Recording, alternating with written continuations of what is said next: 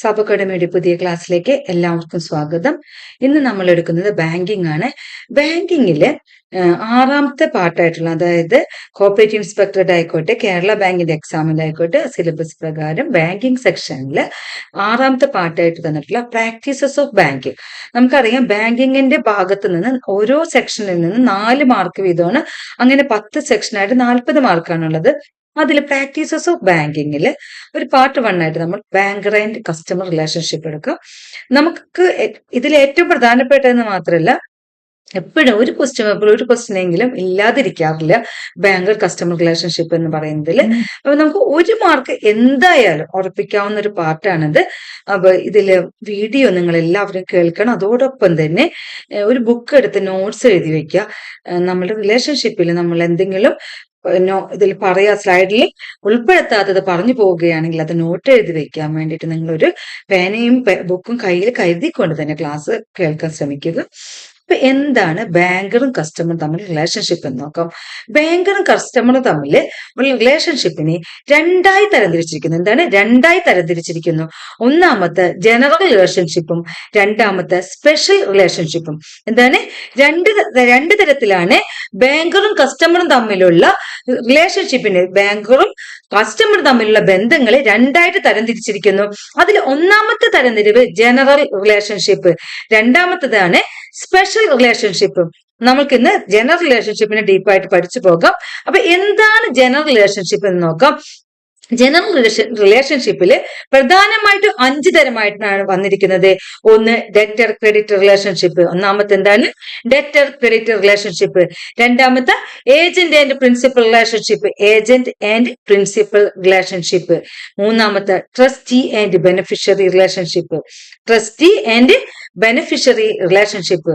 Lesser and lessee relationship, lessor and lessee relationship. Bailee and bailor relationship, bailee and bailor relationship. ഇതൊക്കെയാണ് നമ്മൾക്ക് ഇതിൽ പ്രധാനമായിട്ട് practices of ബാങ്കിങ്ങിൽ, banker customer റിലേഷൻഷിപ്പിൽ പ്രധാനമായിട്ട് പഠിക്കാനുള്ള, ജനറൽ റിലേഷൻഷിപ്പിൽ പ്രധാനമായിട്ട് പഠിക്കാനുള്ളതാണ്. എന്തൊക്കെയാണ്? Debtor and creditor relationship, agent and principal relationship, trustee and beneficiary relationship, lessor and lessee relationship, bailee and bailor relationship. അടുത്ത് നമുക്ക് സ്പെഷ്യൽ റിലേഷൻഷിപ്പ് എന്താന്ന് നോക്കാം. സ്പെഷ്യൽ റിലേഷൻഷിപ്പിനെ 2ആയിട്ടാണ് തരംതിരിച്ചിരിക്കുന്നത്. ആ 2 തരംതിരിവ് എന്താണ്? Obligations and rights. എന്താണ്? ഒബ്ലിഗേഷൻസും റൈറ്റ്സും. സ്പെഷ്യൽ ആയിട്ടുള്ള റിലേഷൻഷിപ്പിന് എന്തായിട്ടാണ്? 2ആയിട്ട് ക്ലാസിഫൈ ചെയ്തിട്ടുണ്ട്. അത് ഒന്നാമത്തെ ഒബ്ലിഗേഷൻസ്, രണ്ടാമത്തെ റൈറ്റ്സ്. അതായത് ചുമതലകൾ. ഒബ്ലിഗേഷൻസ് വെച്ചാല് ചുമതലകൾ അല്ലെങ്കിൽ ബാധ്യതകൾ, എന്തെങ്കിലും ഡ്യൂട്ടീസ് ഒക്കെ ഉള്ളതാണ് ഒബ്ലിഗേഷൻസ് എന്ന് പറയുന്നത്.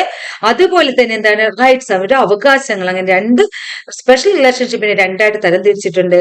ഒന്നാമത്തെ ഒബ്ലിഗേഷൻസ്, രണ്ടാമത്തെ റൈറ്റ്സ്. നമുക്ക് ജനറൽ റിലേഷൻഷിപ്പിൽ ഓരോന്നായിട്ട് പഠിക്കാം. ഒന്നാമത്തതിൽ ഡെറ്റർ ആൻഡ് ക്രെഡിറ്റർ റിലേഷൻഷിപ്പ്. എന്താണ്? Debtor and creditor relationship.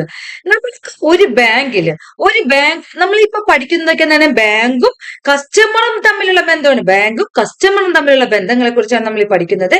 അതിൽ പ്രധാനപ്പെട്ടത്, നമ്മളൊരു ബാങ്കിൽ ചെന്ന് ഫസ്റ്റ് തന്നെ ഏറ്റവും ആദ്യത്തെ റിലേഷൻഷിപ്പ് എന്ന് പറയുന്നത് എന്താണ്? ഒരു അക്കൗണ്ട് ഓപ്പൺ ചെയ്യുക, അല്ലെ? നമ്മൾ അവിടെ ചെന്നിട്ട് ഒരു ബാങ്കിൽ ചെന്നാൽ ആദ്യം തന്നെ ചെയ്യുന്നത് നമ്മൾ എന്താണ്? ഒരു അക്കൗണ്ട് ഓപ്പൺ ചെയ്യുകയാണ്. നമ്മളൊരു ലോൺ എടുക്കാനായിക്കോട്ടെ, വേറെ എന്തിനായാലും പോയാൽ പ്രധാനപ്പെട്ട് നമ്മൾ ലോൺ എടുക്കണമെങ്കിൽ നമുക്കൊരു അക്കൗണ്ട് ആവശ്യമാണ്. അപ്പൊ ഏറ്റവും പ്രധാനപ്പെട്ട ഒരു പ്രൈമറി റിലേഷൻഷിപ്പ് എന്ന് പറയുന്നത് ഡെറ്റർ ആൻഡ് ക്രെഡിറ്റർ എന്നാണ്. എന്താണ്?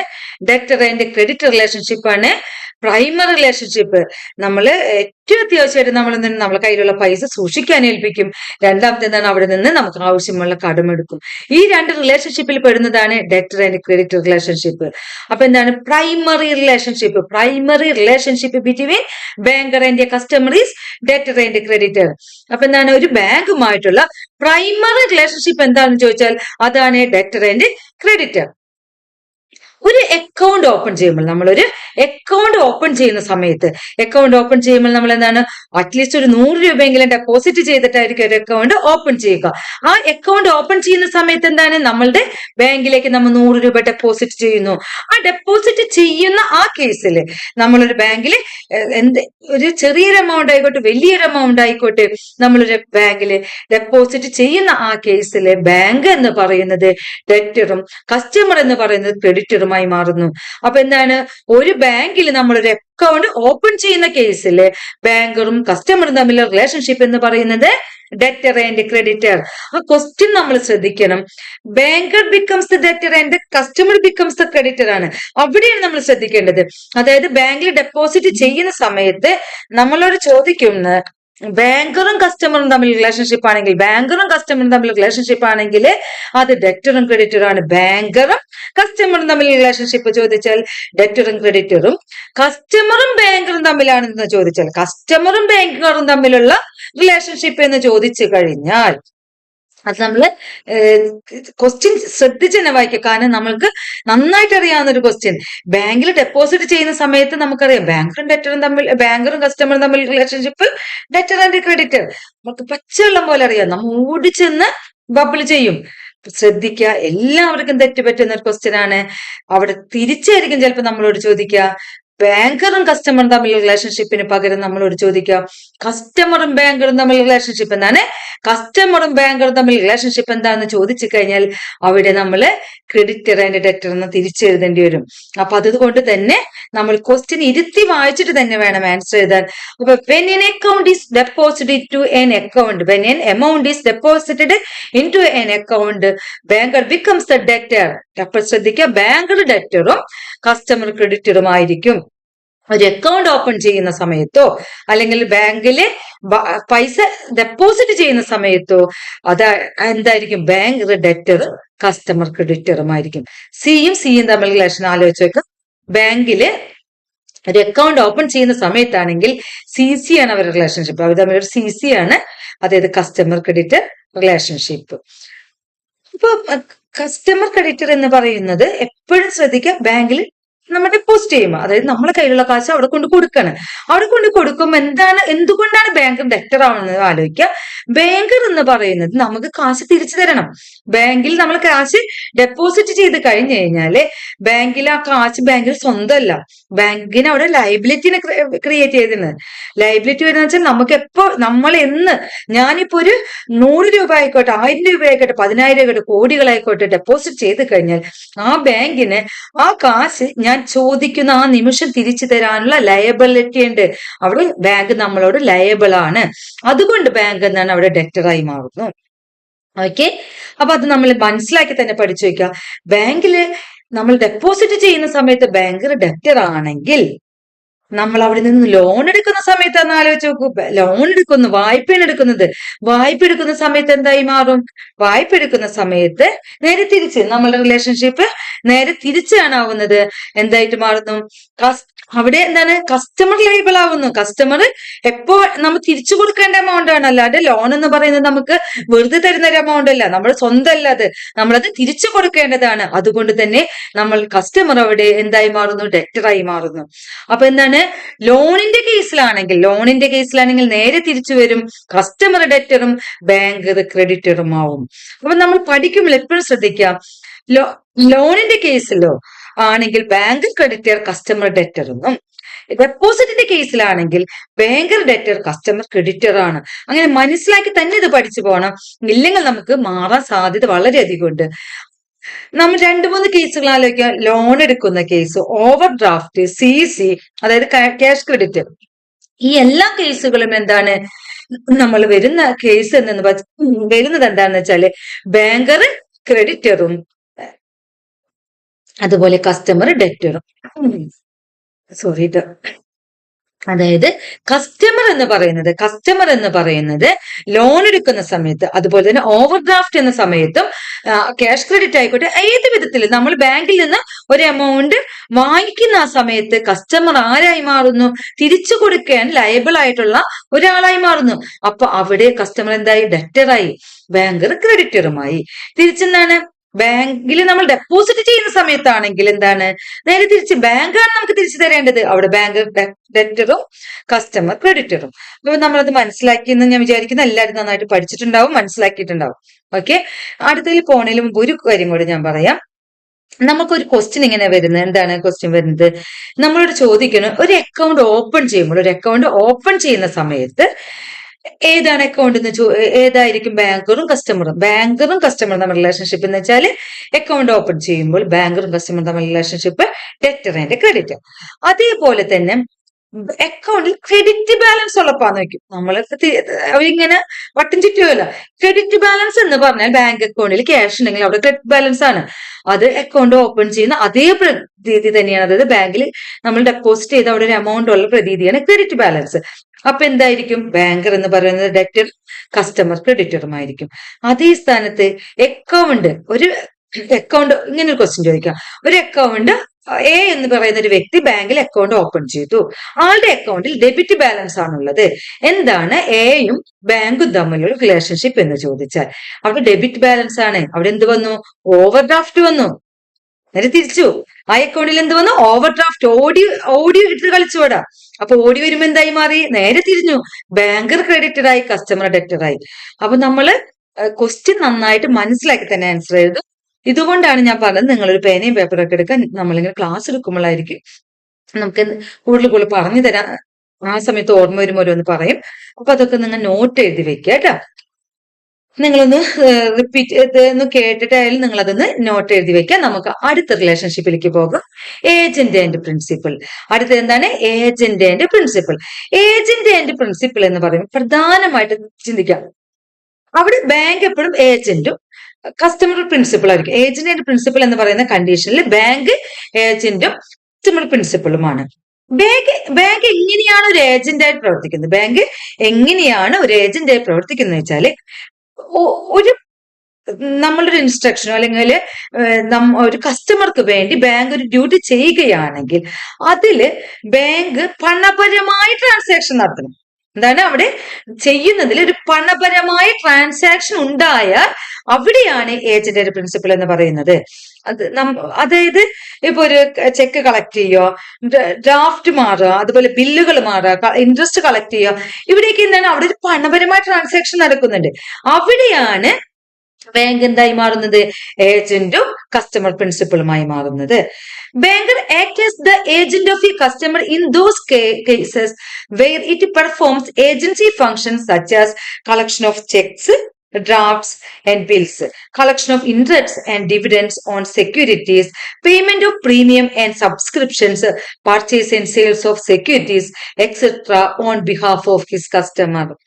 കസ്റ്റമറിന് വേണ്ടി ബാങ്ക് എന്തെല്ലാം ചെയ്യുന്നു, ഈ എല്ലാ ഫംഗ്ഷനും നിങ്ങൾ മനസ്സിലാക്കി പഠിച്ചു വെക്കുക. ചെക്ക് കളക്ട് ചെയ്യുന്നു, ഡ്രാഫ്റ്റുകൾ, ബില്ലുകളൊക്കെ കളക്ഷൻ, അതുപോലെ ഇൻട്രസ്റ്റുകൾ കളക്ട് ചെയ്യുന്നു, ഡിവിഡൻഡുകൾ സെക്യൂരിറ്റികളിൽ നിന്ന് വാങ്ങിക്കുന്നു, പ്രീമിയംസ് പേയ്മെന്റ് നടത്തുന്നു, സബ്സ്ക്രിപ്ഷൻസ് മാസവരികളൊക്കെ നമ്മൾ നടക്കില്ല, അത് പർച്ചേസ്, സെയിൽ ഓഫ് സെക്യൂരിറ്റീസ്, ഇങ്ങനെ എല്ലാം. അതേ സെക്യൂരിറ്റീസുകൾ പർച്ചേസ് ചെയ്യുന്നു, സെയിൽ ചെയ്യുന്നു, ഇതൊക്കെ ചെയ്യുന്ന ഏജന്റ് എന്ന ഫംഗ്ഷനാണ്. അതായത് നമ്മളൊരു ഉദാഹരണമായിട്ട് ഞാൻ പറയാം. ഞാനൊരു ബാങ്കിൽ കൊണ്ടുപോയിട്ട്, ഇപ്പൊ എനിക്കുള്ളത് SBIയിലാണ് അക്കൗണ്ട്. എനിക്ക് SIB സൗത്ത് ഇന്ത്യൻ ബാങ്കിന്റെ ചെക്ക് കിട്ടി.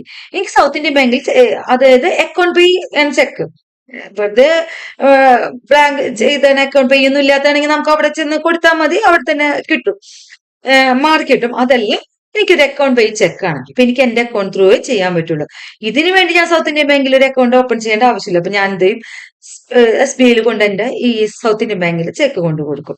സൗത്ത് ഇന്ത്യൻ ബാങ്ക് എന്ത് ചെയ്യും, ഈ ചെക്ക് കളക്ഷന് വേണ്ടി SIBയിലേക്ക് അയച്ചിട്ട് അത് കളക്ട് ചെയ്ത് വരുമ്പോൾ എന്റെ അക്കൗണ്ടിലേക്ക് ഇടും. അവിടെ എന്താണ് ബാങ്ക് ചെയ്യുന്നത്, ഏജന്റ് എന്ന നിലയിലാണ്. ഇത് ബാങ്ക് ഏജന്റ് എന്ന നിലയിലാണ് അവിടെ പ്രവർത്തിക്കുന്നത്. നമുക്കറിയാം, DD എടുക്കുന്ന കേസ്, ബില്ലുകൾ കളക്ട് ചെയ്യുന്ന ഇതായിക്കോട്ടെ, ഡിവിഡൻഡുകൾ, അതുപോലെ സെക്യൂരിറ്റികളിലല്ല ഡിവിഡൻഡുകൾ കിട്ടുന്നത്, പിന്നെ പ്രീമിയംസ്, നമ്മളുടെ LIC പ്രീമിയം ആയിക്കോട്ടെ, മറ്റുള്ള കുറെ കാര്യങ്ങളുണ്ട്, അങ്ങനെ എല്ലാം ചെയ്തു തരുന്നത്. അതുപോലെ നമ്മൾക്ക് KCBയുടെ ബില്ലടയ്ക്കുക, പിന്നെ ഫോൺ ബില്ല് അടയ്ക്കുക, അങ്ങനെ അതൊക്കെയാണ് സബ്സ്ക്രിപ്ഷൻസ് എന്ന് പറയുന്നത്. മന്ത്ലി നമ്മളത് കറക്റ്റ് ആയിട്ട് ചെയ്യുക. പിന്നെ സെക്യൂരിറ്റികൾ വാങ്ങിക്കുക. ഇപ്പൊ നമ്മൾ ഡിമാറ്റ് ഒക്കെ കൊണ്ടൊക്കെ എടുത്തിട്ട് സെക്യൂരിറ്റികൾ വാങ്ങിക്കുന്നു, വിൽക്കുന്നു, ഈ കാര്യങ്ങളൊക്കെ ചെയ്യുന്നു. ഇതൊക്കെ ബാങ്ക് ത്രൂ ചെയ്യുമ്പോൾ അത് ബാങ്ക് ചെയ്യുന്ന പ്രവർത്തനം എന്താന്ന് വെച്ചാൽ ഏജന്റ് ആയിട്ടാണ് പ്രവർത്തിക്കുന്നത്. അപ്പൊ ഏജന്റ് ആൻഡ് പ്രിൻസിപ്പൽ റിലേഷൻഷിപ്പാണ് ബാങ്കർ എന്താണ് ഏജന്റ് ആയിട്ട് വരുമ്പോൾ അവിടെ എന്തുണ്ടാവണം, അവിടെ ഒരു ട്രാൻസാക്ഷൻ നടന്നിരിക്കണം. ഇതിപ്പോ നിങ്ങൾ നന്നായിട്ട് മനസ്സിലാക്കി വെക്കുക. കാരണം അടുത്തത് ഓരോന്ന് വരുമ്പോൾ അല്ലെങ്കിൽ നിങ്ങൾക്ക് കൺഫ്യൂഷൻ ഉണ്ടാവും.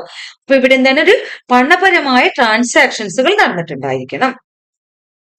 As an agent banker owes the following duties to the customer.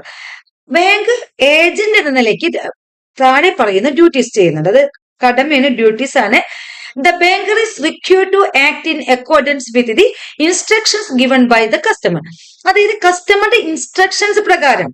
അതായത് ബാങ്കില് വെറുതെ പോയിട്ട് ഒരു കസ്റ്റമർക്ക് വേണ്ടി ബാങ്ക് ഒന്നും ചെയ്യില്ല. കസ്റ്റമർ നിർദ്ദേശിച്ചാൽ, കസ്റ്റമറുടെ നിർദ്ദേശാനുസരണമാണ് ബാങ്കർ അത് ചെയ്യുന്നത്.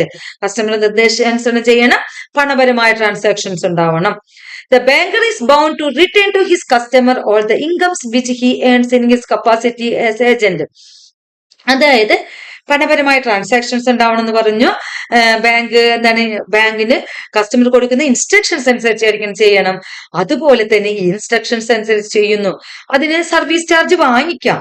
പക്ഷെ ഒരിക്കലും നമ്മൾ പറഞ്ഞിരിക്കുന്ന അല്ലെങ്കിൽ നമ്മൾ ഇന്ന ചെക്കിൽ നിന്ന് ഇത്ര തുക മാറ്റണമെന്നോ അല്ലെങ്കിൽ എന്താണ് ഈ ബിൽ ഓഫ് എക്സ്ചേഞ്ച് ഇത്ര തുക നിങ്ങൾ ചെയ്യണമെന്നൊക്കെ പറയും. ആ ട്രാൻസാക്ഷൻ ഉണ്ടല്ലോ, ആ എമൗണ്ടിൽ നിന്ന് സർവീസ് ചാർജ് എടുക്കാൻ പാടില്ല.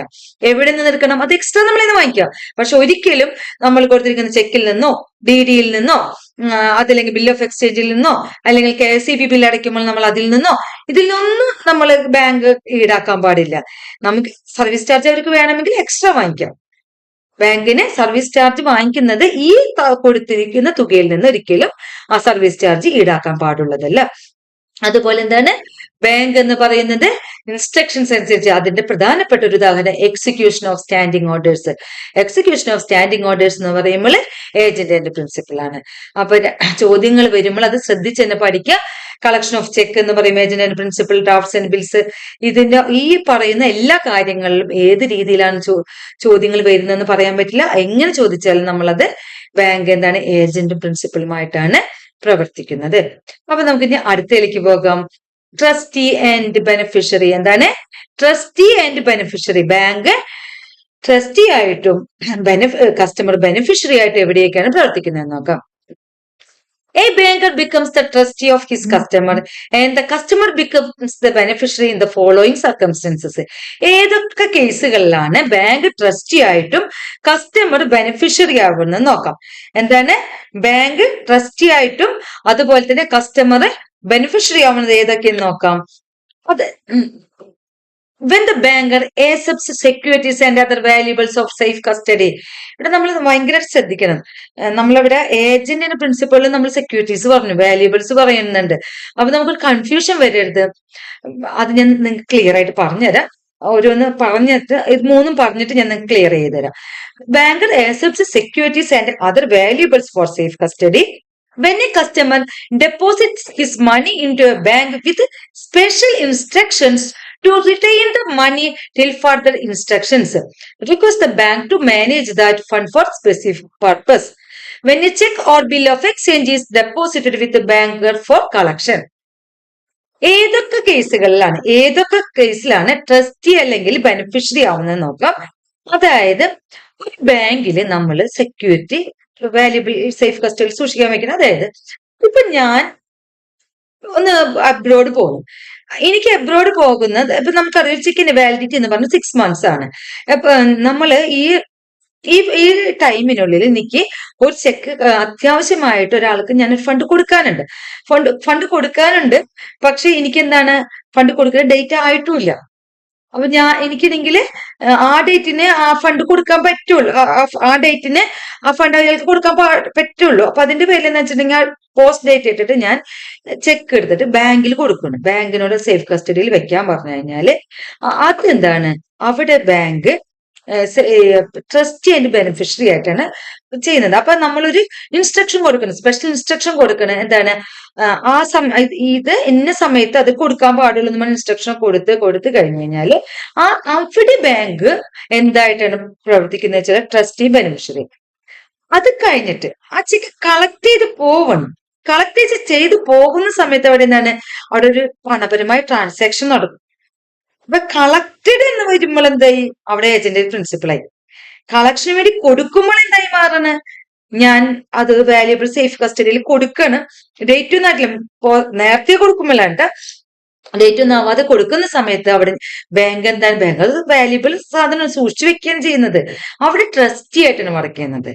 അത് കഴിഞ്ഞത് കളക്ട് ചെയ്ത് കഴിയുകയാണെങ്കിൽ അവിടെ ബാങ്ക് ഏജന്റ് ആയിട്ടാണ് പ്രവർത്തിക്കുന്നത്. ഈ രണ്ട് വ്യത്യാസവും നന്നായിട്ട് മനസ്സിലാക്കി തന്നെ പഠിച്ചു വയ്ക്കാം, ഇല്ലെങ്കിൽ നമുക്ക് കൺഫ്യൂഷൻ ഉണ്ടാവും. The banker accepts securities and other valuables for safe custody. എന്താണ് സേഫ് കസ്റ്റഡി? ആ ഒരു പോയിന്റ് ശ്രദ്ധിക്കുക കേട്ടോ. എന്തിനാണ് വാല്യുബിൾസ് ഫോർ സേഫ് കസ്റ്റഡി വരുമ്പോൾ അവിടെ എന്താണ്, ട്രസ്റ്റി ആയിട്ടാണ് പ്രവർത്തിക്കുന്നത്. When a customer deposits his money into a bank with special instructions to retain the money till further instructions, അതായത് request the bank to manage the fund for specific purpose. വേറെ ഒന്നുമില്ല, ഞാനിപ്പോ ഒരു FD ഇടണം. ഞാൻ അവിടെ ഒരു FD ഇട്ട് കഴിഞ്ഞിട്ട് ഞാൻ പറയാണ്, എനിക്ക് KSFയിൽ ഒരു ചിട്ടിയുണ്ട്. ആ ചിട്ടി ഇന്ന ഡേറ്റിലാണ് ഉള്ളത്. എന്റെ FDയിൽ നിന്നുള്ള ഇൻട്രസ്റ്റ് നിങ്ങൾ എന്റെ KSFയിൽ ആ ചിട്ടിയുടെ അക്കൗണ്ടിലേക്ക് എനിക്കൊന്ന് ട്രാൻസ്ഫർ ചെയ്യണം എന്ന് പറഞ്ഞൊരു സ്റ്റാൻഡിങ് ഇൻസ്ട്രക്ഷൻ നമ്മളൊരു കൊടുക്കണം. നമ്മൾ അവരോട് ബാങ്കിനോട് പറയണമെങ്കിൽ ബാങ്ക് എല്ലാം അതങ്ങനെ എടുക്കണം. അത് സ്പെഷ്യൽ ഇൻസ്ട്രക്ഷൻ ആണ്. അവിടെ എന്റെ FD ഉണ്ട്, FDക്ക് കിട്ടുന്ന ഇൻട്രസ്റ്റ്, ആ ഇൻട്രസ്റ്റ് എവിടേക്ക് പോകണം, കുറി അടയ്ക്കാൻ വേണ്ടി പോകണം. അതിന് വേണ്ടിയിട്ട് നമ്മൾ ഇൻസ്ട്രക്ഷൻ കൊടുക്കുമ്പോൾ അതാണ് പറയുന്നത് സ്പെഷ്യൽ ഇൻസ്ട്രക്ഷൻസ് എന്ന് പറയുന്നത് കേട്ടാ. അതായത് ഒരു കാര്യം നമ്മൾ ഇൻസ്ട്രക്ട് ചെയ്ത് അവിടെ കൊടുത്തിട്ടുണ്ട്, ഒരു FD നമ്മൾ അവിടെ ഇട്ടിട്ടുണ്ട്, അതിൽ നിന്ന് കിട്ടുന്ന ഇൻട്രസ്റ്റ് നമ്മൾ ഇന്നതിലേക്ക് മാറ്റി വെക്കുക. അതേപോലെ തന്നെ എന്താണ് വല്ല നമുക്കൊരു ഗാർണിഷ് ഓർഡർ വരെ, അതല്ലെങ്കിൽ എന്താണ് ഇന്ന ദിവസത്തേക്ക് ഒരു ബിൽ ഓഫ് എക്സ്ചേഞ്ചിന്റെ ഇത് കൊടുക്കേണ്ടി വരും എന്നൊക്കെ നേരത്തെ മുൻകൂട്ടി അറിയാം. പക്ഷെ നമുക്ക് ആ സമയത്ത് നമ്മൾ അവിടെ ഉണ്ടാവില്ല. അപ്പൊ അങ്ങനെയൊക്കെ വരുമ്പോൾ നമ്മൾ നേരത്തെ ഇൻസ്ട്രക്ഷൻസ് കൊടുത്ത് നമ്മൾ അവിടെ ഡെപ്പോസിറ്റ് ഒക്കെ ചെയ്ത് വെച്ചിട്ടുണ്ടെങ്കിൽ അതിനെയൊക്കെ നമ്മൾ എന്താ പറയാ, അതൊക്കെയാണ് ട്രസ്റ്റി ആൻഡ് ബെനിഫിഷ്യറി എന്ന് പറയുന്നത്. അതേപോലെ തന്നെ എന്താണ്, കളക്ഷന് വേണ്ടി ഡെപ്പോസിറ്റ് ചെയ്താല്, ചെക്കൊക്കെ കളക്ഷന് വേണ്ടി, ബിൽ ഓഫ് എക്സ്ചേഞ്ച് കളക്ഷന് വേണ്ടിയിട്ട് നേരത്തെ ഡെപ്പോസിറ്റ് ചെയ്താല് അതും ട്രസ്റ്റി ആൻഡ് ബെനിഫിഷ്യറി ആണ്. When a check or bill of exchange deposited with a banker for collection, കളക്ഷന് വേണ്ടിയിട്ട് നമ്മളത് ഡെപ്പോസിറ്റ് ചെയ്ത് കഴിഞ്ഞാൽ, കളക്ഷനൊക്കെ വേണ്ടിയിട്ട് ഡെപ്പോസിറ്റ് ചെയ്തിട്ടുണ്ടെങ്കിൽ എന്തായി മാറുന്നു, അത് ട്രസ്റ്റി ആൻഡ് ബെനിഫിഷ്യറി ആവുന്നു. കളക്ട് ചെയ്ത് കഴിയുമ്പോൾ, ഞാൻ നേരത്തെ ഏജന്റ് പ്രിൻസിപ്പിൾ നിങ്ങളുടെ കളക്റ്റഡ് ആണ് ചെയ്ത് കഴിയുമ്പോഴാണ് എന്തായി മാറുന്നത് ഏജന്റ് പ്രിൻസിപ്പിൾ എന്ന് പറയുന്നത്. കളക്ഷന് വേണ്ടി ഡെപ്പോസിറ്റ് ചെയ്യില്ലേ, ഡെപ്പോസിറ്റ് ചെയ്യുന്ന സമയത്ത് ട്രസ്റ്റി ആൻഡ് ബെനിഫിഷ്യറി ആണ്. അപ്പൊ ഡെപ്പോസിറ്റ് വിത്ത് ബാങ്കർ ഫോർ കളക്ഷൻ എന്ന് പറഞ്ഞാൽ അവിടെ trustee and beneficiary. Collected that amount അപ്പൊ എന്തായി മാറി, ഏജന്റ് ആൻഡ് പ്രിൻസിപ്പിളായി. അപ്പൊ അത് നമ്മൾ നന്നായിട്ട് മനസ്സിലാക്കി തന്നെ പഠിച്ചു പോകുക. അപ്പൊ ഓക്കെ, ഇത് മനസ്സിലായിട്ടുണ്ടാവും വിചാരിക്കുന്നു. ഞാൻ ഇതിന്റെ എക്സാമ്പിൾസ് ആയിട്ടും വരാൻ സാധ്യതയുള്ള ക്വസ്റ്റ്യൻസ് ആയിട്ട് ഞാൻ നിങ്ങൾക്ക് ടേബിൾ ആയിട്ട് റെഡി ആക്കിയിട്ടുണ്ട്. അത് നമുക്ക് നോക്കുമ്പോൾ ഒന്നും കൂടെ മനസ്സിലാവും. അടുത്ത റിലേഷൻഷിപ്പാണ് ലെസർ ആൻഡ് ലെസി. എന്താണ് lessor and lessee? Lessor and lessee എന്ന് പറഞ്ഞാല് ഒന്നും ചിന്തിക്കേണ്ട. ലെസർ ആൻഡ് ലെസി എന്ന് പറഞ്ഞാൽ സേഫ് ഡെപ്പോസിറ്റ് ലോക്കർ എന്ന് ചിന്തിച്ചാൽ മതി. ലെസർ ആൻഡ് ലെസി എന്ന് പറയുമ്പോൾ എന്ത് ചിന്തിച്ചാൽ മതി, സേഫ് ഡെപ്പോസിറ്റ് ലോക്കർ. ഇവിടെ ബാങ്കർ ലെസറും കസ്റ്റമർ ലെസിയും ആണ്. എന്താണ് ബാങ്കർ ലെസറും കസ്റ്റമർ ലെസിയും ആണ്. ബാങ്കർ ലെസറും കസ്റ്റമർ ലെസിയും ആണ് സേഫ് ഡെപ്പോസിറ്റ് ലോക്കർ എന്നോ അതേപോലെ എന്താണ് സേഫ് ഡെപ്പോസിറ്റ് വോൾട്ട് എന്നോ ചോദിക്കാം. ചിലപ്പോൾ SDL എന്നും ചോദിക്കാം, SDV എന്നും ചോദിക്കാം. SDV എന്ന് കാണുമ്പോൾ നമ്മൾ അത്ര ശ്രദ്ധിക്കപ്പെടില്ല. ലോക്കർ എന്ന് പറയുമ്പോൾ ലെസർ ലെസി. ഓക്കെ, നമുക്ക് ഷോർട്ട് ആയിട്ട് അത് കിട്ടി. അതുപോലെ SDV എന്ന് ചോദിച്ചു കഴിഞ്ഞാലും വോൾട്ട് എന്ന് പറഞ്ഞ ലോക്കർ പോലെ തന്നെയുള്ളതാണ്. അപ്പൊ അത് SDV നാം ചോദിക്കാം, അതുപോലെ SDL എന്നും ചോദിക്കാം. In case the bank gives safe deposit locker on lease to the customer, here the banker is the lessor and the customer is the lessee. എന്താണ് ബാങ്കർ ലെസർ ആണ്, ഇവിടെ ലെസർ ആണ് ബാങ്കർ കേട്ടോ, അത് ശ്രദ്ധിക്കുക. കസ്റ്റമർ ആണ് ലെസി, ലെസർ ബാങ്കർ, അത് ശ്രദ്ധിച്ചു പഠിക്കാം. Bank has the right to break open the locker in case the locker holder default in payment of rent. അത് ഞാൻ പറഞ്ഞുതരാം എന്താന്ന്. സേഫ് ഡെപ്പോസിറ്റ് ലോക്കറിന്റെ കേസിൽ ലോക്കർന്നോ സേഫ് ഡെപ്പോസിറ്റ് ലോക്കർന്നോ SDV സേഫ് ഡെപ്പോസിറ്റ് വോൾട്ടെന്നോ അങ്ങനെയൊക്കെ ചോദിച്ചു കഴിഞ്ഞാൽ അവിടെ ബാങ്കർ ലെസറും ബാങ്ക് ലെസ്സിയുമായിരിക്കും. അപ്പൊ അതില് പ്രത്യേകിച്ച് നമുക്ക് ടെൻഷൻ അടിക്കേണ്ട കേസില്ല.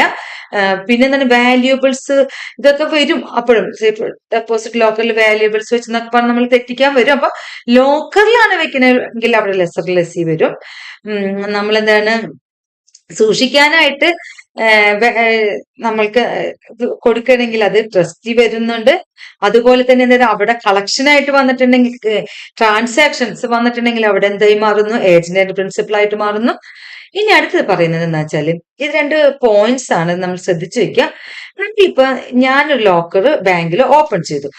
ബാങ്കിൽ ഓപ്പൺ ചെയ്യുമ്പോൾ കുറച്ച് ഇൻസ്ട്രക്ഷൻസ് ഉണ്ട്. ഇന്ന സാധനങ്ങളൊന്നും വെക്കാൻ പാടില്ല, കറൻസി ഒന്നും ബാങ്ക് ലോക്കറിൽ വെക്കാൻ പാടില്ല കേട്ടോ. അപ്പൊ നമ്മൾ അങ്ങനത്തെ ഒക്കെ കുറച്ച് ഇൻസ്ട്രക്ഷൻസ് ഒക്കെ ഉണ്ട്. അതൊക്കെ നമ്മളവിടെ ഒപ്പിട്ടൊക്കെ വെച്ച് നമ്മളവിടെ കുറെ സാധനങ്ങളൊക്കെ കൊണ്ടുവച്ചു. നമ്മൾ ഇത് പാലിക്കണമെന്നൊന്നുമില്ല. ഇപ്പൊ ഞാനാണെങ്കിൽ എനിക്ക് കുറച്ച് കള്ളനോട്ടിന്റെ ഒക്കെ ഇടപാടുകളൊക്കെ ഉണ്ടായിരുന്നു.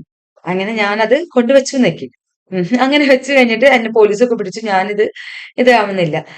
ഇങ്ങനെ വരുമ്പോ ഞാനത് ഓപ്പൺ പേയ്മെന്റ് ഒന്നും അടയ്ക്കുന്നില്ല. ഇങ്ങനെയൊക്കെ വന്നു കഴിഞ്ഞാൽ എനിക്കത് ബാങ്കിന് ഓപ്പൺ ചെയ്യാം. അത് അല്ലാതെ ഞാൻ എവിടെയെങ്കിലും പോയി അല്ലെങ്കിൽ എനിക്ക് ബാങ്കിനെ അറിയിക്കാൻ പറ്റാത്ത ഏതെങ്കിലും സാഹചര്യങ്ങളൊക്കെ വന്നു, അങ്ങനെ വരുമ്പോഴും ബാങ്കിന് അത് ഓപ്പൺ ചെയ്യാം.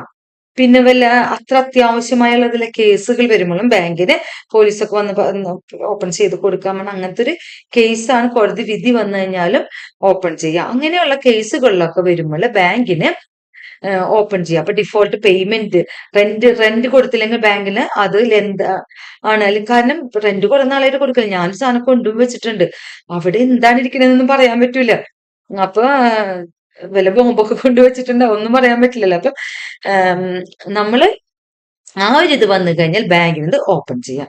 അതുപോലെ തന്നെ പുതിയൊരു റൂള് വന്നതാണ്. According to the new rules, the liability of a bank towards a loss faced by the user due to the bank's negligence will be up to 100 times the prevailing annual locker rent, excluding any damage and or loss of contents of locker arising from natural calamities, earthquake, flood, etc. അതായത് പണ്ടൊക്കെ എന്താണ് നമുക്കറിയാവുന്ന ഒരു കാര്യമാണ്, ലോക്കറിൽ വെച്ച് കഴിഞ്ഞു കഴിഞ്ഞാല് സേഫ് ആയിട്ട് നമ്മൾ വീട്ടിൽ വെക്കുന്നെങ്കിൽ സേഫ്റ്റിക്ക് വെക്കാം. പക്ഷെ അവിടെ ഒരു മോഷണം നടന്നു അല്ലെങ്കിൽ ബാങ്കിന് എന്തെങ്കിലും തീപിടുത്തം നടന്നു ബാങ്കിൽ എന്തെങ്കിലും സംഭവിച്ചു കഴിഞ്ഞാല് നമ്മളുടെ ആ വാല്യുബിൾസ് എന്താണെന്ന് പോലും അറിയില്ല, നഷ്ടപ്പെടും. ആ സമയത്ത് ഫ്ലഡ്ജ് ആണെങ്കിൽ ഗോൾഡ് ഫ്ലഡ്ജ് ആണ് കൊണ്ടുവച്ചിരുന്നെങ്കിൽ ആ ഗോൾഡിന്റെ വാല്യൂ അവിടെ ഉണ്ടാവും. ഇതിൽ നോക്കിയിട്ട് അല്ലെങ്കിൽ നമ്മളിൽ ഉണ്ടായിട്ട് രേഖകൾ അത് കാണിച്ചിട്ട് അതിന്റെ ഇത് തരാൻ ബാങ്ക് ഉത്തരവാദിത്വമുണ്ട്. പക്ഷെ ലോക്കറിൽ വെച്ചിരിക്കുന്നതിന്റെ ഉത്തരവാദിത്വം ബാങ്കിന് ഏൽക്കാൻ പറ്റില്ല. കാരണം ബാങ്ക് നമുക്ക് അവിടെ ഒരു ലോക്കർ ഫെസിലിറ്റി തരുന്നുള്ളൂ. നമ്മളാണ് അത് ലോക്കറിന്റെ കീ ഒക്കെ സൂക്ഷിച്ചു വെക്കുന്നത്. അപ്പൊ നമ്മൾക്കാണ് അതിന്റെ സൂക്ഷിക്കാനുള്ള ഒരു സ്ഥലം മാത്രം, ഒരു പ്രിമൈസ് മാത്രം അവിടെ ഒരുക്കുന്നുള്ളൂ. ബാക്കി നമ്മളുടെ ഉത്തരവാദിത്തമാണ്. പക്ഷെ പുതിയ റൂൾ അനുസരിച്ച് എങ്ങനെയാണെന്ന് വെച്ചാല് ബാങ്കിന്റെ വീഴ്ച കൊണ്ട് ബാങ്കിൽ നിന്ന് തെഫ്റ്റ് ആവാം, അതുപോലെ തന്നെ എന്താണ് ബാങ്കിൽ വല്ല തീപിടുത്തം ഉണ്ടാവുന്നതോ ബാങ്കിൻ്റെതായ എന്തെങ്കിലും ഒരു പ്രശ്നം കൊണ്ട് അവിടുത്തെ സാധനങ്ങൾ നഷ്ടപ്പെടുകയാണെങ്കിൽ നമ്മളുടെ ആനുവൽ റെന്റ് ഉണ്ടല്ലോ, റെന്റിന്റെ 100 ഇരട്ടി റെന്റിന് ഇപ്പൊ 1000 രൂപയാണ് ഞാൻ റെന്റ് അടയ്ക്കണമെങ്കിൽ അതിന്റെ 100 ഇരട്ടി രൂപ എനിക്ക് അവര് തരാൻ ബാധ്യസ്ഥരാണ്. ചിലപ്പോ നമ്മളതിന് 10,000 ഇരട്ടി മടങ്ങിലുള്ള സാധനങ്ങൾ കൊണ്ടുവച്ചിട്ടുണ്ടാവായിരിക്കാം, ചിലപ്പോ അത്രയും കുറവായിരിക്കാം, നമുക്കൊന്നും പറയാൻ പറ്റില്ല. അപ്പൊ അതിന്റെ ബാധ്യത ബാങ്കിനുണ്ട്. നമ്മളുടെ ആനുവൽ റെന്റിന്റെ 100 ഇരട്ടി തരാനുള്ള ബാധ്യത ബാങ്കിനുണ്ട്. പക്ഷേ excluding any damage or loss of contents of locker arising from natural calamities, earthquake, floods. Natural കലാമിറ്റീസോ എർത്ത്ക്വേക്കോ ഫ്ലഡോ അങ്ങനെയുള്ള എന്തെങ്കിലും വന്നു കഴിഞ്ഞാൽ ഇതിന് ഉത്തരവാദിത്തം ബാങ്ക് ഏറ്റെടുക്കില്ല. ഇപ്പൊ വയനാട് ദുരന്തം വന്നു, അവിടെ ലോക്കറിൽ വെച്ചിരുന്ന ആളുകളുടെ ഉത്തരവാദിത്തം ബാങ്ക് ഏറ്റെടുക്കില്ല. എന്താണ്, അതൊരു നാച്ചുറൽ കലാമിറ്റിയാണ്. അപ്പൊ അങ്ങനെയുള്ള കാര്യങ്ങൾ ബാങ്ക് ഏറ്റെടുക്കില്ല. അല്ലാത്ത കേസുകളിൽ ബാങ്കിന്റെ വീഴ്ച കൊണ്ടാണ് നഷ്ടപ്പെടുന്നതെങ്കിൽ ബാങ്ക് അത് ഏറ്റെടുക്കും. എന്താണ്, ആനുവൽ നമ്മളിൽ എത്ര രൂപയാണ് അവിടെ റെന്റ് കൊടുത്തിരിക്കുന്നത് അതിന്റെ 100 ഇരട്ടി നമുക്ക് തരും. ഓക്കെ, അടുത്ത റിലേഷൻഷിപ്പാണ് ബെയിലി ബെയിലർ. എന്താണ് അടുത്ത റിലേഷൻഷിപ്പ്? എന്താണ്? Bailee baler. When a banker accepts gold, valuables and documents from customer for safe custody, banker becomes a bailee and customer becomes a bailer. അതായത് സേഫ് കസ്റ്റഡിയാണ്. സേഫ് ഡെപ്പോസിറ്റ് ലോക്കർ അല്ല. അവിടെ ശ്രദ്ധിക്കുക. നമുക്ക് ഇതിങ്ങനെ കുറെ പഠിച്ചു കഴിയുമ്പോൾ നമുക്ക് ഭയങ്കര കൺഫ്യൂഷൻസ് ഉണ്ടാവും. അപ്പൊ എല്ലാവർക്കും മിസ്റ്റേക്കുകൾ വരുന്ന ഇവിടെയൊക്കെയാണ്. ബാങ്കർ ഗോൾഡോ വാല്യൂബിൾസോ സേഫ് കസ്റ്റഡിയിൽ വെക്കുകയാണെങ്കിൽ അവിടെ ബെയിലറാണ്. എന്താണ്? സേഫ് കസ്റ്റഡിയിൽ വെക്കുമ്പോൾ അവിടെ ബെയിലറായി. എന്തിനു വേണ്ടിയാണ് ആ സേഫ് കസ്റ്റഡി എന്ന് നോക്കാം. അത് പ്ലഡ്ജ് ചെയ്യില്ലേ, ഗോൾഡൊക്കെ പ്ലഡ്ജ് ചെയ്യില്ലേ, അവിടെയാണ് സേഫ് കസ്റ്റഡി എന്ന് പറയുന്നത് വരുന്നത് കേട്ടോ. ബെയിലർ പ്ലഡ്ജുമായിട്ട് ബന്ധപ്പെട്ടിരിക്കുന്നു. In some cases physical possession of securities, goods, pledge, valuables, bonds etcetera are taken. While taking physical possession of securities, the bank becomes bailey and the customer becomes bailor. ഈ കേസിൽ എന്താണ്? Banker ബെയിലിയും customer ബെയിലറുമാണ്. Banker ബെയിലിയും customer ബെയിലറുമാണ്. അപ്പൊ ഇതിൽ ഞാൻ ക്ലിയർ ആയിട്ട് പറഞ്ഞുതരാം. നമ്മളിപ്പോ ഒരു ഗോൾഡ് കൊണ്ട് പ്ലെഡ്ജ് ചെയ്തു. ഗോൾഡ് പ്ലെഡ്ജ് ചെയ്ത് കഴിയുമ്പോൾ അവിടെ എന്താണ്? ബാങ്കിൽ നമ്മൾ ഈ പ്ലെഡ്ജ് ചെയ്യുന്ന സമയത്ത് നമ്മളുടെ ഗോൾഡ് ആരുടെ കയ്യിലാണ് ഇരിക്കുന്നത്? ബാങ്കിന്റെ കയ്യിലാണ്. ഈ ബാങ്കിൽ നമ്മൾ ആ കാശ് കൊണ്ടു കൊടുത്ത് അതെടുക്കുന്നത് വരെ ഈ സ്വർണം സൂക്ഷിക്കുന്ന ഉത്തരവാദിത്തം ആർക്കാണുള്ളത്? അതിന്റെ ഉത്തരവാദിത്തം എന്ന് പറയുന്നത് ആർക്കാണുള്ളത് എന്ന് വെച്ചാൽ അത് ബാങ്കിനാണ്. അപ്പൊ ആ സേഫ് കസ്റ്റഡിയിൽ ബാങ്ക് സൂക്ഷിക്കുന്നതിനെയാണ് നമ്മൾ ബെയിലർ എന്ന് പറയുന്നത്. അപ്പൊ ആ സൂക്ഷിക്കുന്ന ബാങ്കാണ് ബെയിലി എന്ന് പറയുന്നത്. എന്ത്? ഞാൻ ഗോൾഡ് പ്ലെഡ്ജ് ചെയ്യാൻ വേണ്ടി കൊണ്ടുവച്ചിട്ട് ആ ഗോൾഡ് സൂക്ഷിക്കുന്നത് കെപ്റ്റ് ചെയ്യുമ്പോൾ അവിടെ ബെയിലറെ. ഞാൻ അവിടുന്ന് ലോൺ എടുത്തു, ബാങ്കിൽ നിന്ന് ഗോൾഡ് വെച്ചിട്ട് ഞാൻ ലോൺ എടുത്തു. അവിടെ ഒരു ട്രാൻസാക്ഷൻ പറഞ്ഞാൽ എന്താണ്? ഗോൾഡും ഞാൻ അവിടുന്ന് ലോൺ എടുത്തു. അപ്പൊ അവിടെ ഗോൾഡ് ലോൺ എടുത്തപ്പോ അതിന് പറയുന്ന പേരാണ് പ്ലെഡ്ജ് എന്ന്. ആ ഗോൾഡ് ലോൺ എടുക്കുന്നതിന് പറയുന്ന പേരാണ് പ്ലെഡ്ജ് എന്ന്. അതിലെ കൊളാറ്ററൽ സൂക്ഷിക്കുന്നതിന് പറയുന്ന പേരാണ്, അതിലെ റിലേഷൻഷിപ്പാണ് ബെയിലർ എന്ന് പറയുന്നത്. അപ്പൊ സേഫ് കസ്റ്റഡിയിൽ വാല്യൂബിൾസ് സൂക്ഷിക്കുന്നതിനെയാണ്, ആ കൊളാറ്ററൽ സൂക്ഷിക്കുന്നതിന് ബെയിലർ എന്ന് പറയുന്നത്. ഗോൾഡ് ലോൺ ആകുമ്പോൾ അത് പ്ലഡ്ജായി മാറി. എന്താണ്? ഗോൾഡ് കൊണ്ട് വെക്കുമ്പോ ആ ഗോൾഡ് എന്ന് പറഞ്ഞ വാല്യൂബിൾ ഉണ്ടല്ലോ, ആ വാല്യൂബിൾ സൂക്ഷിക്കുന്നത് ബെയിലർ റിലേഷൻഷിപ്പ്. അതിലുള്ള ചാർജിന് നമ്മൾ പറയും പ്ലഡ്ജ് എന്ന് പറയും. മനസ്സിലായല്ല? അത് മൂവബിൾ ആയിട്ടുള്ള എന്ത്, മറ്റേത് മോർട്ട്ഗേജിന് വരുന്നത് അവിടെ. അപ്പൊ ആധാരമൊക്കെ വെച്ചിട്ട് നമ്മൾ വെക്കുമ്പോൾ ഇമ്മൂവബിളിന്റെ ലാൻഡിന്റെ ആധാരമൊക്കെ വെക്കുമല്ലോ, അതിനുമ്പോ അവിടെ മോർട്ട്ഗേജ് ആയി മാറും, പ്ലഡ്ജ് അല്ല. പ്ലഡ്ജ് അതുപോലെ ഇപ്പൊ നമ്മൾ ഓടിക്കൊണ്ടിരിക്കുന്ന വാഹനങ്ങളൊക്കെ ആണെങ്കിൽ അവിടെ കൊണ്ടുവെക്കുന്നില്ല, അതാകുമ്പോൾ നമ്മൾ അവിടെ ഹൈപ്പോത്തിക്കേഷനായി മാറും. അതൊക്കെ നമുക്ക് പിന്നെ ഇതിന്റെ എല്ലാം അടുത്ത ചാപ്റ്ററുകളായിട്ടൊക്കെ പഠിക്കാം. ഇപ്പൊ നമ്മള് ഇതില് പറയാനുള്ളത് എന്താണ്?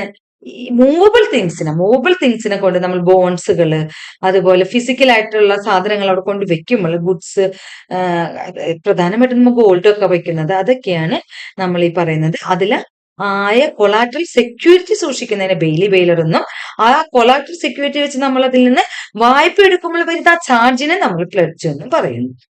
അപ്പൊ ഒക്കെ മനസ്സിലായി കാണുമല്ലോ. ബാങ്ക് അക്സെപ്റ്റ്സ് ഗോൾഡ് വാല്യൂബിൾസ് അങ്ങനത്തെ കേസിലാണെങ്കിൽ ബെയിലർ. നമുക്കിനി ആ റിലേഷൻഷിപ്പിനെ നമുക്ക് ഡീറ്റെയിൽ ആയിട്ട് നോക്കാം. ഡീറ്റെയിൽ മീൻസ് അതിൽ ഓരോന്നിൽ എങ്ങനെയൊക്കെ ക്വസ്റ്റ്യൻസ് വരാം. മാക്സിമം ഞാൻ ആഡ് ചെയ്തിട്ടുണ്ട്, എനിക്ക് കിട്ടാവുന്നിടത്തോളം ഞാൻ ആഡ് ചെയ്തിട്ടുണ്ട്. പിന്നെ വരുന്നെങ്കിൽ നമുക്ക് അടുത്ത എക്സാം ആകുമ്പോഴേക്കും നമുക്ക് ക്വസ്റ്റ്യൻ പേപ്പറൊക്കെ ആൻസർ ചെയ്യുന്ന സമയത്ത് നമുക്കതിടാം. ഇപ്പൊ ഒരു പ്രൈമറി റിലേഷൻഷിപ്പ് എന്നാണ് ചോദിക്കുന്നത്. Primary relationship between banker and customer. ഒരു ബാങ്കില് പ്രൈമറി റിലേഷൻഷിപ്പ് എപ്പോഴും ഡെപ്പോസിറ്റ് അല്ലേ. അപ്പൊ അതുകൊണ്ട് തന്നെ ബാങ്കർ ആക്സെപ്റ്റിംഗ് ഡെപ്പോസിറ്റ് ആണ് പ്രൈമറി റിലേഷൻഷിപ്പ്. അവിടെ ഡെറ്ററും ക്രെഡിറ്ററും, ബാങ്കർ ഡെറ്ററും കസ്റ്റമർ ക്രെഡിറ്ററും. ജനറൽ റിലേഷൻഷിപ്പ് എന്ന് ചോദിക്കാം. പ്രൈമറി പോലെ തന്നെ general relationship between banker and customer എന്ന് ചോദിച്ചാലും ബാങ്കർ ആക്സെപ്റ്റ്സ് ഡെപ്പോസിറ്റ്സ് ആണ് debtor and creditor. For deposit accounts, നമ്മള് അക്കൗണ്ടുകളിലേക്ക് പൈസ ഡെപ്പോസിറ്റ് ചെയ്യുന്നു എന്ന് ചോദിച്ചാല് അവിടെയും ആക്സെപ്റ്റിംഗ് ഡെപ്പോസിറ്റിനാണ് വരുന്നത് ഡെറ്ററും ക്രെഡിറ്ററും. അപ്പൊക്കെ primary relationship between banker and customer, അവിടെ ഡെറ്റർ ആൻഡ് ക്രെഡിറ്റർ വരും. ഞാൻ ഫസ്റ്റ് പറഞ്ഞതൊക്കെ ബാങ്കർ, സെക്കൻഡ് കസ്റ്റമർ ആണ്. തിരിച്ചു ക്വസ്റ്റ്യൻ ചോദിച്ചാൽ അതനുസരിച്ച് നമ്മൾ പഠിക്കണം. അപ്പൊ നമ്മൾ ഈ റിലേഷൻഷിപ്പ് വരും ബാങ്കർ എന്താണെന്നും കസ്റ്റമർ എന്താണെന്നും സെപ്പറേറ്റ് പഠിച്ചു വെച്ചാൽ മതി, ഇവിടുത്തെ കാണാണ്ട് പഠിച്ചു വെക്കണ്ട. അപ്പൊ പ്രൈമറി റിലേഷൻഷിപ്പ് എന്താണ്? ബാങ്കറും കസ്റ്റമറും തമ്മിൽ നോക്കുമ്പോൾ ഡെറ്ററും ക്രെഡിറ്ററും. ജനറൽ റിലേഷൻഷിപ്പ് എന്ന് പറയുമ്പോൾ ഡെറ്ററും ക്രെഡിറ്ററും. ഡെപ്പോസിറ്റ് ഓഫ് അക്കൗണ്ട്സ് എന്ന് പറഞ്ഞാൽ ഡെറ്ററും ക്രെഡിറ്ററും ഇതൊക്കെ എന്താണ് ബാങ്കർ ആക്സെപ്റ്റിംഗ് ഡെപ്പോസിറ്റ് ആണ്. ബാങ്കർ ആയിരിക്കും നമ്മൾ ആദ്യം പറയുക, സെക്കൻഡ് ആണ് എന്താ പറയുന്നത് കസ്റ്റമർ പറയുന്നത്. അപ്പൊ ആ ഒരു അത് നമ്മളെ കയ്യിൽ മനസ്സിൽ എപ്പോഴും ഉണ്ടാവണം. അടുത്ത എന്താണ് general relationship between customer and banker എന്ന് ചോദിക്കണേ, നേരെ തിരിച്ചു ചോദിക്കണേ.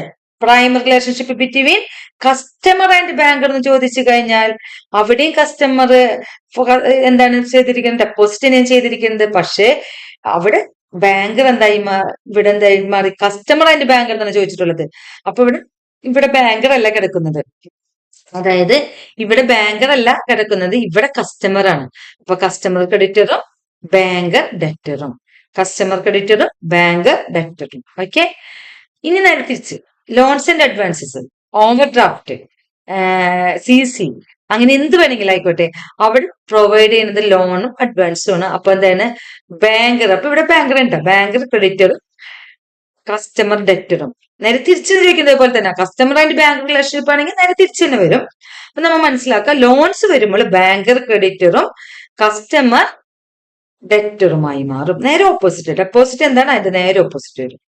Banker as a bailee, banker ഒരു ബെയിലി ആണെങ്കിൽ അവിടെ റിലേഷൻഷിപ്പ് ബെയിലി ആൻഡ് ബെയിലർ.